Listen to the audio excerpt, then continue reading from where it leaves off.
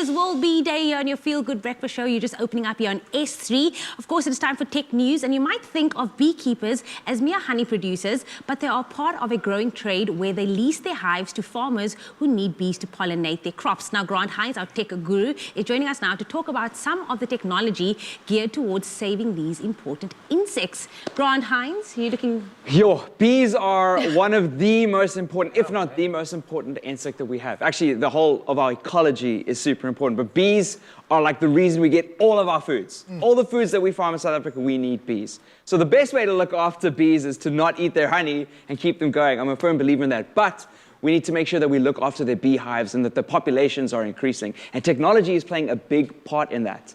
One of the first things that we're introducing, or that farmers are introducing, is something called Internet of Things. You guys know IoT, Internet of Things? Internet of Things. And with smart cameras, with artificial intelligence, they're able to identify predators. And when you're thinking of bees, you're like, who are the predators for bees besides us or honey badgers? Hornets and other competitive insects will be like strangers, or they'll lay their eggs inside different nests and become invasive as a species to those. So even AI can detect in a swarm which is an invasive species or not, which is a threat to the bees, which is wild to me. Like, what cameras are doing this? Also, like, swarming is a problem. So you want to be able to make sure that you can swarm like the bees correctly and identify what's happening around the bee. And that AI and that learning is helping to farmers to know where to put bee boxes, how to look after those bees, what the state of the hive is in, how they need to get involved and fix that. How exactly is this actually happening? Because I understand, yeah, it's an app, it's technology, but so Internet of Things. Is it a visual thing? Is it a sensor? Yeah, like, so what are they? They're sensors and they're cameras. All that information that they get together. They measure humidity, they measure the climate inside the nest, the hive.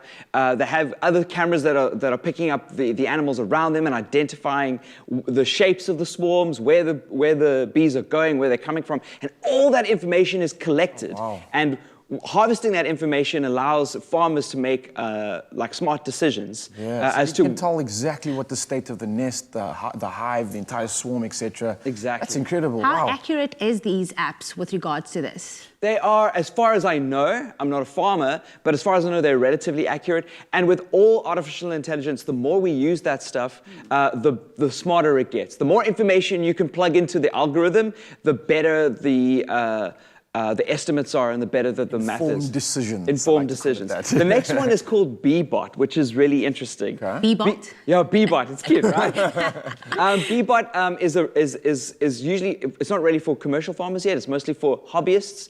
And it does a lot of things, including it has a robotic bee that, you know bees can dance, right? A robotic bee. So you know that bees communicate by dancing? Yeah, they do those little shakes and things. So to prevent the bees from swarming or different kinds of behavior, there's literally they've created a robotic bee that can dance for the rest of the beehive to communicate to them, to tell them... Like it's a bee cell. A tabiso, I love that. Okay, sorry, now I'm taking it off. So yeah, so it's a really cool piece of technology that they're also introducing. But yeah, we do need to look after our beehives and our bees, and it's when we say that, don't get scared when you see a bee. Look after it. They're precious.